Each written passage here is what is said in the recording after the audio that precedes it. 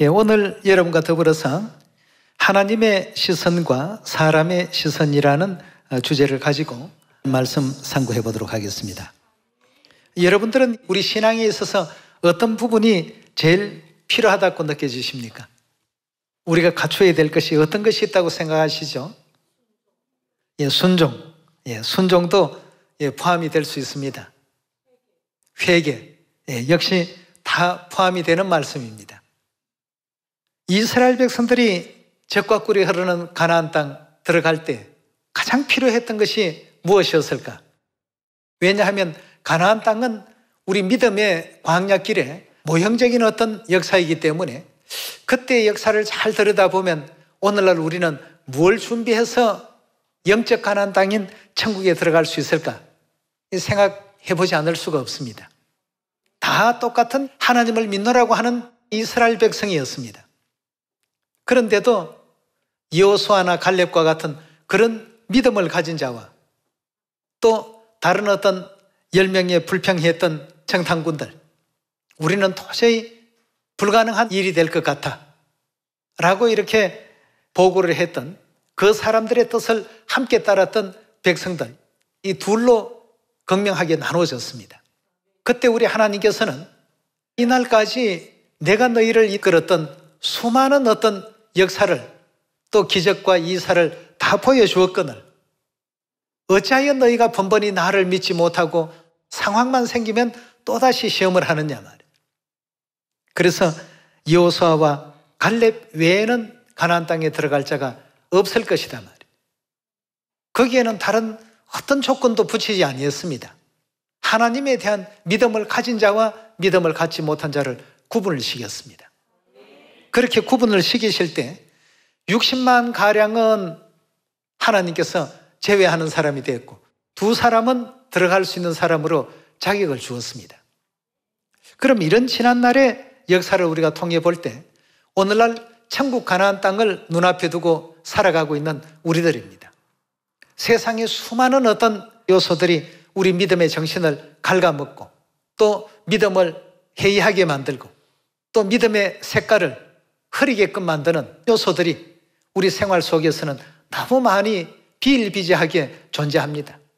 생활의 염려라든가 또 아니면 하나님의 어떤 뜻을 행하는 것보다는 세상적으로 조금 마음이 흔들리는 이런 어떤 등등으로 인해서 우리가 근본 하늘나라에서 이 세상으로 무엇 때문에 왔는가에 대한 최초의 목적을 다 지금 잊어버리고 사는 사람들이 있습니다. 영적으로 바라보면 우리는 하늘에서 범죄하고 이 지상에 잠시 잠깐 회개의 어떤 시간을 갖게 하기 위해서 하나님께서 인생이라는 육체의 장막을 설 수 있는 기회를 주셨습니다. 그래서 오늘 하나님의 시선과 사람의 시선, 믿음이라는 큰 어떤 차원을 놓고 이 모든 문제를 풀어보면서 히브리서 11장 6절의 말씀 함께 보겠습니다.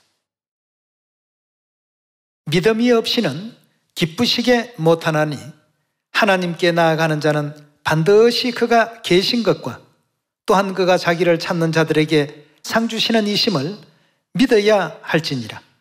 믿음으로 노아는 아직 보지 못한 일에 경고하심을 받아 경외함으로 방주를 예비하여 그 집을 구원하였으니 이로 말미암아 세상을 정죄하고 믿음을 쫓는 의의 후사가 되었나니라. 35절로 우리 한번 넘어가 보겠습니다. 여자들은 자기의 죽은 자를 부활로 받기도 하며 또 어떤 이들은 더 좋은 부활을 얻고자 하여 악형을 받되 구차히 면하지 않았더라. 하나님에 대한 올바른 믿음을 갖고서 믿음의 길을 걸어갔던 믿음의 선진들의 모습 속의 한 부분입니다.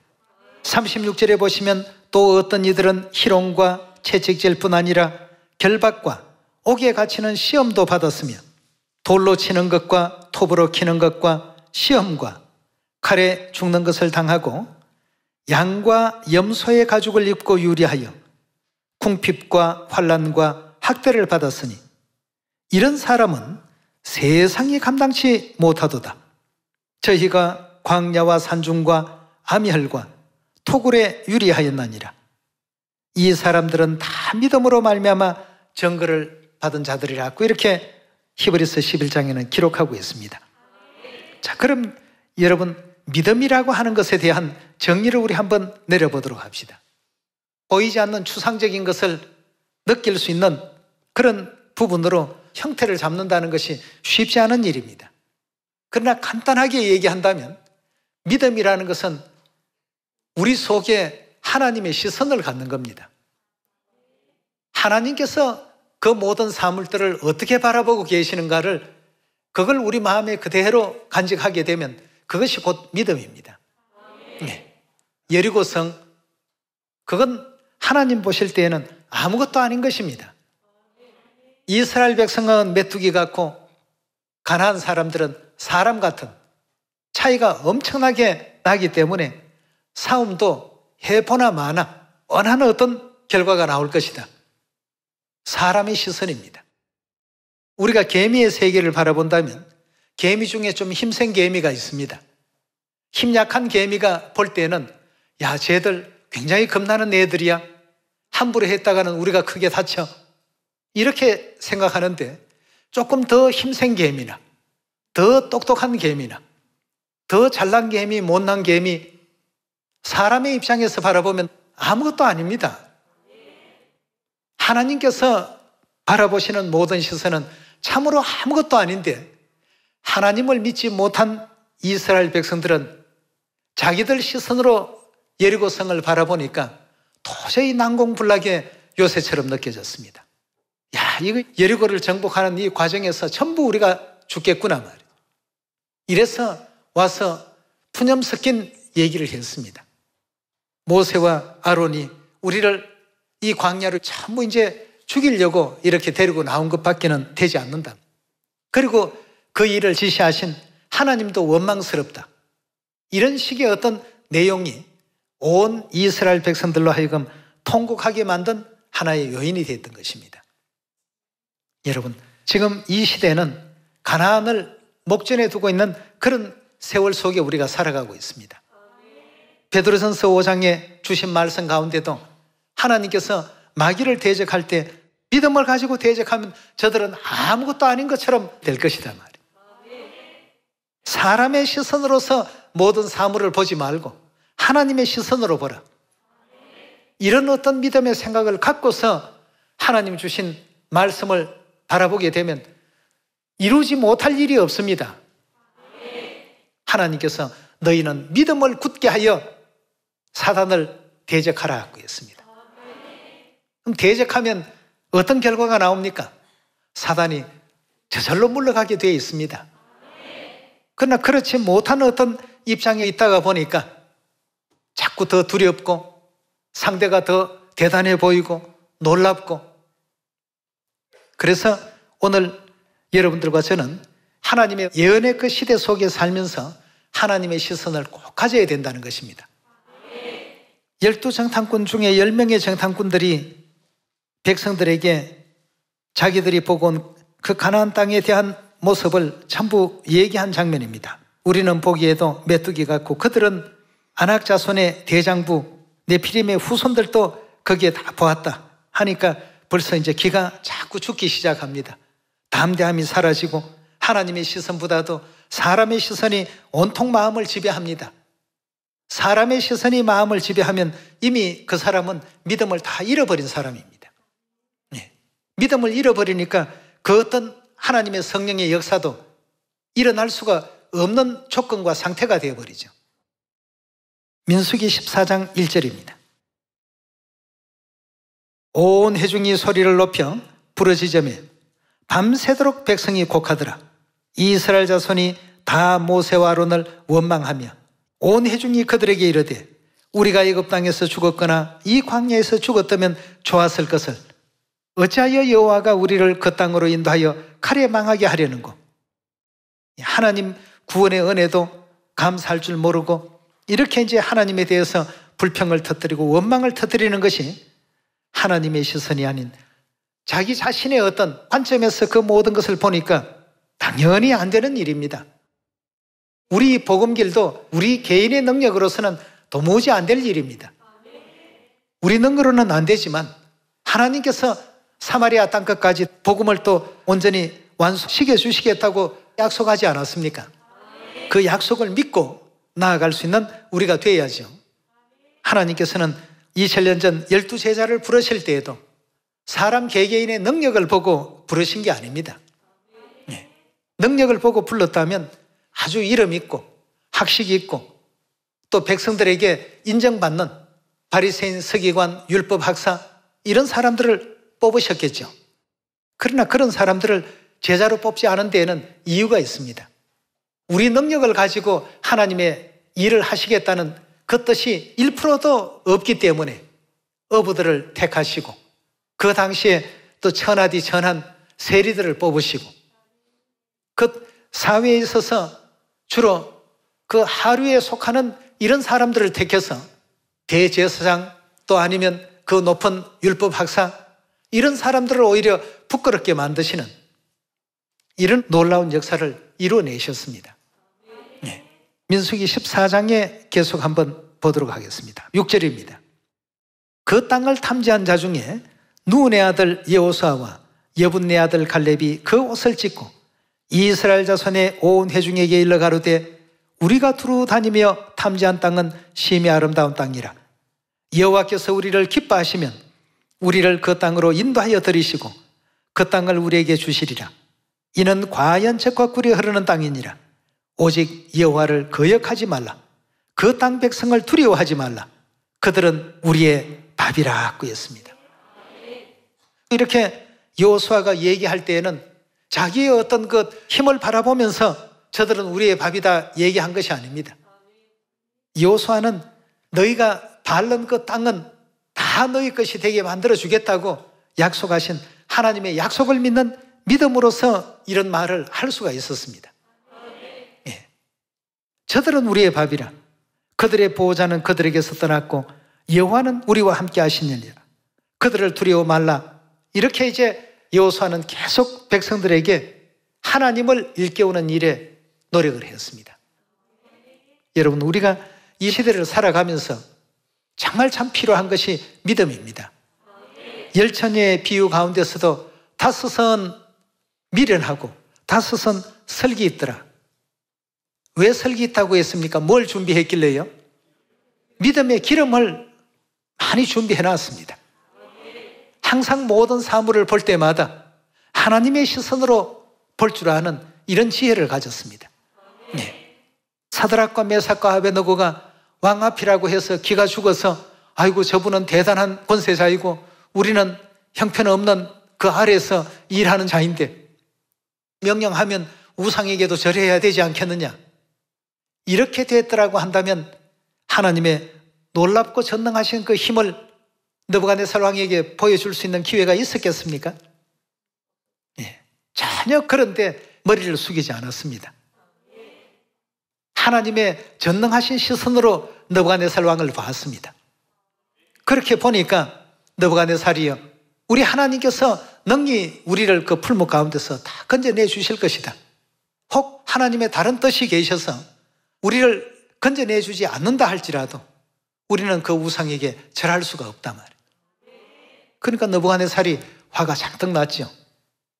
그 당시 바벨론 제국하면 세계 최대의 어떤 강국이었고 느부갓네살 왕이 말 한마디면 온 천하가 벌벌 떠는 어떤 그런 시절이었는데 유다에서 잡혀온 포로 몇 명이 그런 자기 앞에 고개를 빳빳 들고 그런 어떤 내용을 담대히 얘기하니까 왕으로서 채통도 그렇고 풀무불 7배나 더 뜨겁게 해서 집어넣으라고 했습니다. 그럼 집어넣어도 그 속에서 머리털 하나 타지 않고 옷 하나 거슬리지 않고 고스란히 또 살아서 나오게 되는 놀라운 어떤 역사 일어나지 않습니까? 이런 모든 것이 하나님의 시선으로 일어나는 모든 사물들을 바라보는 믿음에서 비롯되었습니다. 오늘날 우리 시대에 무엇을 알려주기 위해서 이런 기록들이 남아있을까를 항상 유념해 볼 필요가 있겠습니다. 26절의 말씀 보시면 여호와께서 모세와 아론에게 일러 가라사대 나를 원망하는 이 악한 회중을 내가 어느 때까지 참으랴. 이스라엘 자손이 나를 향하여 원망하는 바 그 원망하는 말을 내가 들었도다. 그들에게 이르기를 여호와의 말씀에 나의 삶을 가르쳐 맹세하노라. 너희 말이 내 귀에 들린 대로 내가 너희에게 행하리니 너희 시체가 이 광야에서 엎드러질 것이라. 너희 20세 이상으로 계수함을 받은 자 곧 나를 원망한 자의 전부가 여분네 아들 갈렙과 눈의 아들 여호수아 외에는 내가 맹세하여 너희에게 거하게 하리라 한 땅에 결단코 들어가지 못하리라 하고 했어요. 네. 결단코 들어가지 못하리라. 하나님께서 이렇게 선포해 버리셨는데 누가 다른 방법으로 들어갈 수 있는 어떤 특별한 길을 만들어낼 수 있겠습니까? 없습니다. 예, 여러분, 이 시대 여러분과 저는 여호수아와 갈렙과 같은 이런 믿음 꼭 간직해야 되겠습니다. 어떻게 하는 것이 여호수아와 갈렙의 믿음을 갖는 것일까? 그건 하나님의 시선을 가지면 됩니다. 예, 과연 어떤 시선으로 이 지구별을 바라보시는 우리 하나님일까? 이사야 40장 15절의 말씀 보시면 보라, 그에게는 열방은 이 온 지구는 통의 한 방울의 물 같고 저울의 적은 티끌 같으며 섬들은 떠오르는 먼지 같으니 레바논 짐승은 번제 소용에도 부족하겠고 그 삼림은 화목 소용에도 부족할 것이라. 그 앞에는 모든 열방이 아무것도 아니라 그가 그들을 없는 것 같이 빈 것 같이 여기시느니라 고 했습니다. 이런 어떤 스케일을 가지시고 이런 시선으로 이 지구별을 바라보시는 하나님이십니다. 그런데 우리 눈에 보기에는 핍박자들, 박해자들은 힘을 가진 사람들처럼 느끼고 우리는 아무것도 아닌 것 같이 느껴지고 말이에요. 여러분, 이 복음을 진행하는 데 있어서 어려운 문제들과 난관이 우리를 가로막을 때가 많습니다. 그 가로막힐 때 거기서 좌절하지 마십시오. 그때 필요한 것이 믿음입니다. 어떤 믿음이죠? 하나님의 시선을 갖는 믿음입니다. 하나님, 여기 문제가 많습니다 하면 하나님께서 보시면 그건 문제가 아닙니다.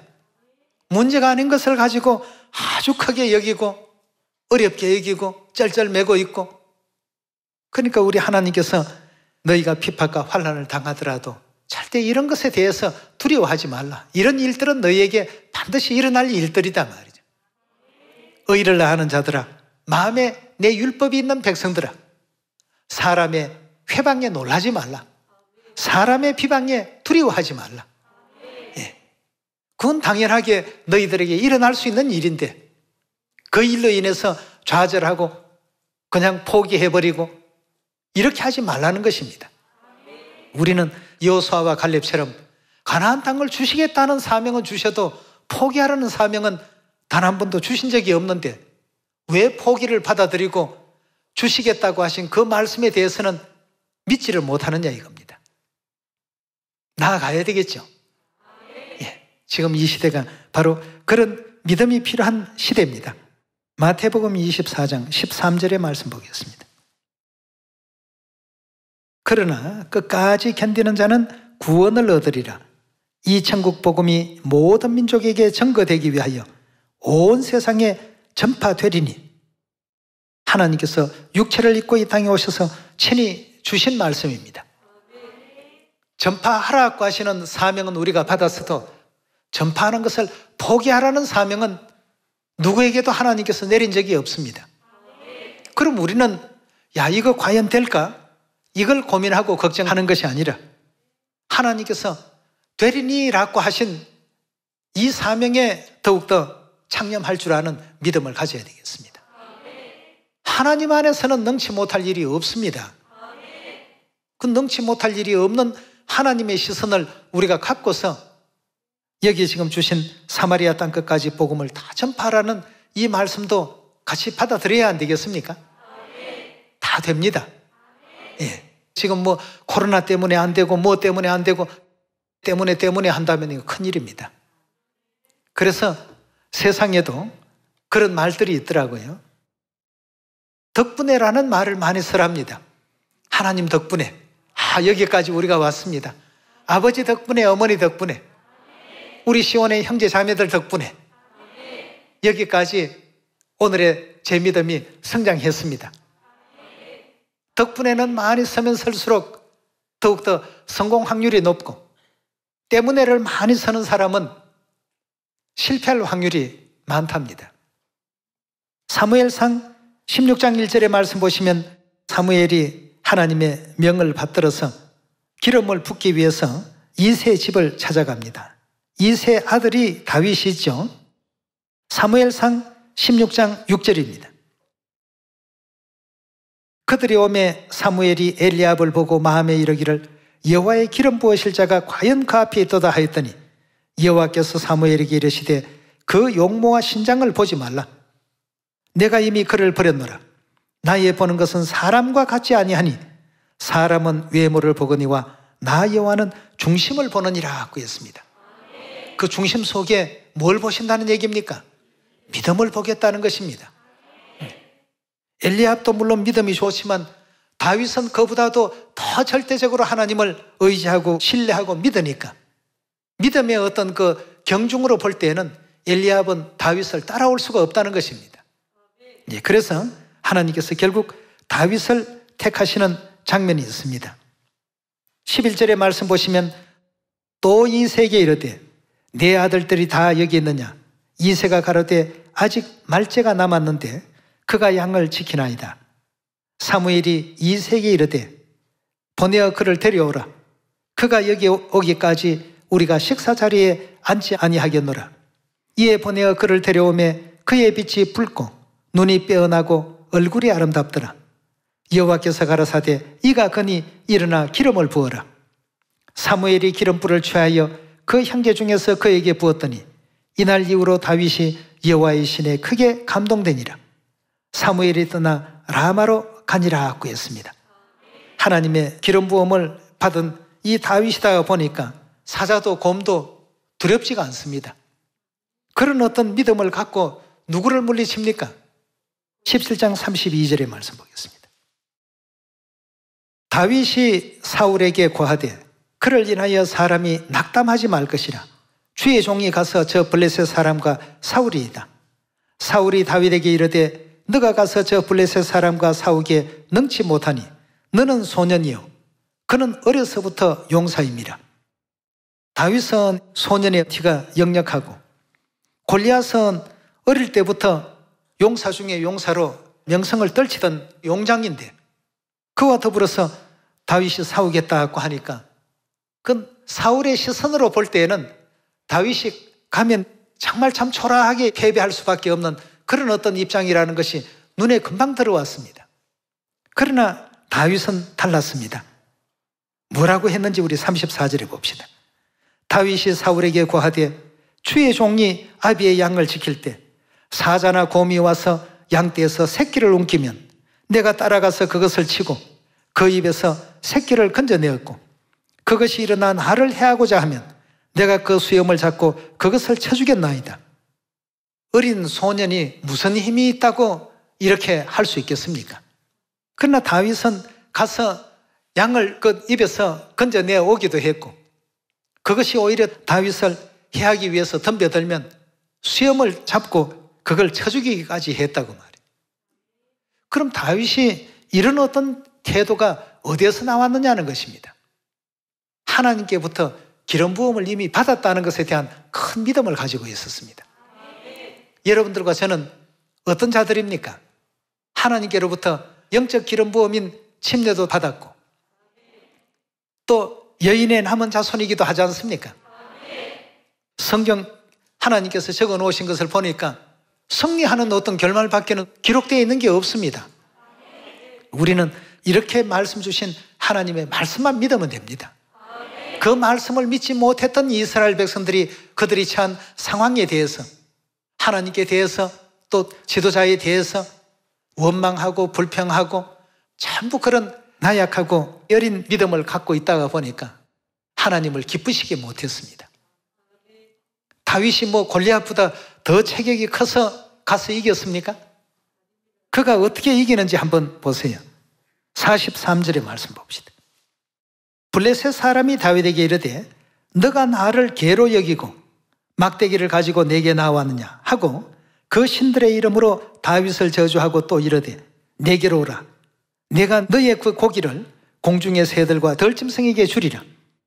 다윗이 블레셋 사람에게 이르되 너는 칼과 창으로 단창으로 내게 오거니와 나는 만군의 여호와의 이름 곧 너가 모욕하는 이스라엘 군대 하나님의 이름으로 내게 가노라고 했습니다. 여러분, 다윗이 이런 믿음을 왜 가졌냐 하면 자신은 하나님께로부터 기름 부음을 받은 자라는 이 사실에 대한 큰 어떤 믿음이 있었습니다. 여러분과 저도 우리는 여인의 남은 자손이다 하는 이 큰 믿음을 가져야 됩니다. 사마리아 땅끝까지 이 복음을 전파하는 모든 그 행보 하나하나에는 내가 반드시 너와 함께 할 것이다. 회방도 받고 비방도 받고 뭐 여러 가지 우리가 원치 않는 어떤 악조건 가운데 있더라도 믿음을 갖고 진행을 해야 되는데 조금 하다가 보니까 뭐 몇몇 사람이 회방하니까 이거 뭐 이런 분위기는 한 번도 내가 겪어보지 못했는데 그만할란다. 포기해버리고 말이에요. 포기하는 사명은 우리 하나님께서 주신 사명이 아닙니다. 내가 끝까지 너희와 함께 할 것이라고 약속을 주셨는데 여기에 대한 어떤 믿음을 잃어버려서는 우리가 안 되는 것입니다. 46절입니다. 오늘 여호와께서 너를 내 손에 붙이시리니 내가 너를 쳐서 내 머리를 베고 블레셋 군대의 시체로 오늘날 공중의 새와 또 땅의 들짐승에게 주어 온 땅으로 이스라엘 하나님이 계신 줄을 알게 할 것이다. 또 여호와의 구원하심이 칼과 창에 있지 아니하고 이 무리로 알게 할 것이라. 전쟁은 여호와께 속한 것인즉 그가 너희를 우리 손에 붙이시리라. 블레셋 사람이 일어나 다윗에게 마주 가까이 올 때 다윗이 블레셋 사람에게 마주 그 항우를 향하여 빨리 달리며 손을 주머니에 넣어 돌을 취하며 물매로 던져서 블레셋 사람의 이마를 치매 돌이 그 이마에 박히니 땅에 엎드러지더라고 했습니다. 골리앗의 어떤 그 전쟁하는 기술 이런 것이 여기에는 단 1%도 적용이 안 됐습니다. 믿음을 가진 자 앞에서는 그런 것이 아무것도 아닌 것이 되어버립니다. 그가 가지고 있는 좋은 도구들 그 어떤 도구라도 다윗을 해할 수 있는 도구는 없었습니다. 믿음을 가진 사람 앞에서는 모든 형국이 이렇게 된다는 사실을 우리는 결단코 어느 순간이라도 잊어버리면 안 되겠습니다. 지금 이 시대는 믿음이 필요한 시대입니다. 원수 마귀와 대적해야 된다는 이 사실을 우리에게 또 일깨워주고 계시지 않습니까? 베드로전서 5장 7절입니다. 너희 염려를 다 주께 맡겨버리라. 이는 저가 너희를 권고하심이라. 근신하라 깨어라. 너희 대적 마귀가 우는 사자같이 두루 다니며 삼킬 자를 찾나니 너희는 어떻게 하라고 했습니까? 믿음을 굳게 하여 저를 대적하라. 이는 세상에 있는 너희 형제들도 동일한 고난 당할 줄을 알미니라. 모든 은혜의 하나님 곧 그리스도 안에서 너희를 부르사 자기의 영원한 영광에 들어가게 하시니가 잠깐 고난받는 너희를 친히 온전케 하시며 굳게 하시며 강하게 하시며 들을 견고케 하시리라고 했습니다. 두려워하지 말라라고 하셨죠. 담대하라고 말씀하셨죠. 내가 너를 도울 것이라고 말씀하셨죠. 늘 믿음의 기름을 준비를 많이 해야 된다고 말은 많이 하는데 믿음의 기름을 어떻게 준비해야 될까? 여러분, 하나님의 시선을 가지시면 됩니다. 사사기서에 보면 용사들을 하나님께서 뽑으실 때에도 두려워 떠는 자들은 어떻게 하라고요? 다 집으로 가라고 했습니다.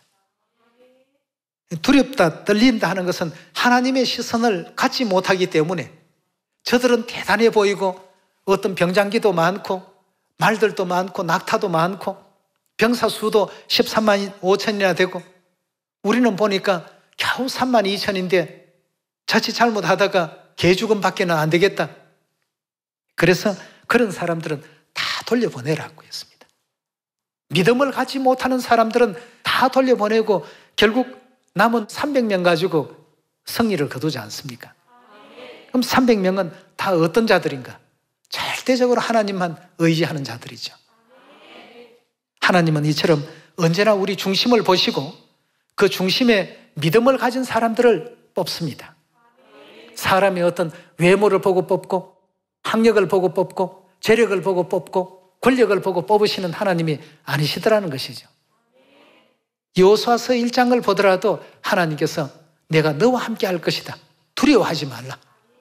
하나님의 약속을 이렇게 받고 여호수아도 가나안 정복 사업 시작했습니다. 하나님의 약속이 있으니까 뭐 하나도 두렵지 않습니다. 우리도 하나님께서 약속하신 바가 계시지 않습니까? 이 복음이 사마리아와 땅끝까지 다 전파되리니. 또 마태복음 28장에 보면 뭐라고 했죠? 모든 족속에게 가서 아버지와 아들과 성령의 이름으로 침례를 다 베풀고 내가 너희에게 분부한 모든 것을 가르치고 또 그들도 지킬 수 있도록 하라. 우리가 받은 사명이 그것이라면 그 사명대로 준행하시면 되겠습니다. 그 사명을 받은 사람은 하나님께서 능력을 주십니다. 다윗과 같은 믿음도 주시고 지혜도 주십니다. 우리 모두가 깨어나서 또 일어나서 예루살렘의 빛, 아버지의 진리의 빛 힘차게 발할 수 있는 시온의 형제 자매들 다 되어주시기를 부탁드리면서 오늘 말씀 마치도록 하겠습니다. 감사합니다.